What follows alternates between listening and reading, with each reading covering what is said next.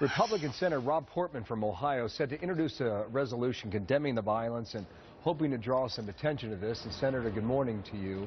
Good morning, Bill. Some of the details, what can you say about how, especially in the town of Mosul, north of Baghdad, how that number has just dropped seemingly overnight? Yeah, it's very disturbing, and what we're trying to do is draw attention to this issue on bad intelligence, frankly, partly because of the way the U.S. left Iraq. We don't have the best intelligence. What we do know is that ISIS, which is this Islamic State group, this terrorist group that has moved into Iraq, is telling Christians and some other minority religions, you either convert to Islam or you face a fine that is so high that many cannot pay it, or you face execution. As a result, a lot of these Christians are leaving. They're fleeing. And when they leave, we're told they're, losing all of their possessions. They're being robbed. They're on foot because they're, losing their vehicles. And so this is happening right now in Iraq, this country where we have invested and so there's much. No one there to protect them. Apparently, the Arabic symbol for N is being put on the doors of Christians who live in Mosul, and that represents the town of Nazarene. Is that right? That's correct. And we're talking about Mosul here, which is a place where Christians have lived for over 2,000 years. It's referenced in the Bible, not as Mosul, but it is a place where traditionally there has been a strong Christian tradition.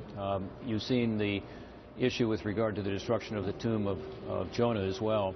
So this group that has come in is really systematically purging the Christian community and other religious minority groups. Yeah.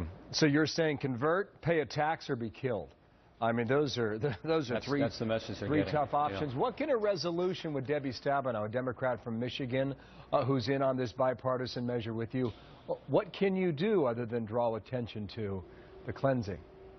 Well, the U.S. government needs to do more. We're a country that was founded by people fleeing persecution, and we should be stepping up and providing a safe haven for these refugees. Other countries are frankly doing more, including France. Second, we got to tell the Iraqi government we expect them to do all they possibly can to protect these people.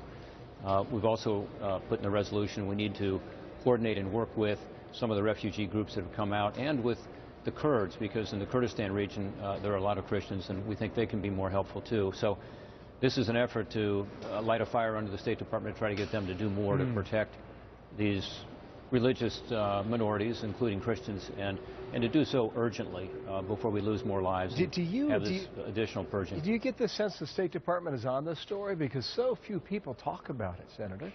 It's not being talked about, and one of the reasons I'm really glad you had me on today is to try to raise the visibility of it. I wrote a column today which will appear shortly in one of your competitive publications, but it's on our website. Folks go look at that and do their own research and learn more about this, because this is an issue that we are not addressing as we should.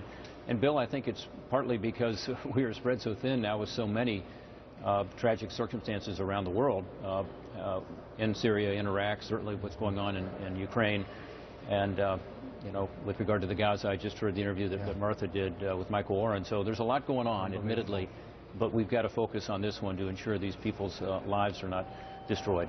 The world is aflame. Senator, thank you. Rob Portman. Thank you, Bill. From Ohio. Good to talk to you. On the Hill.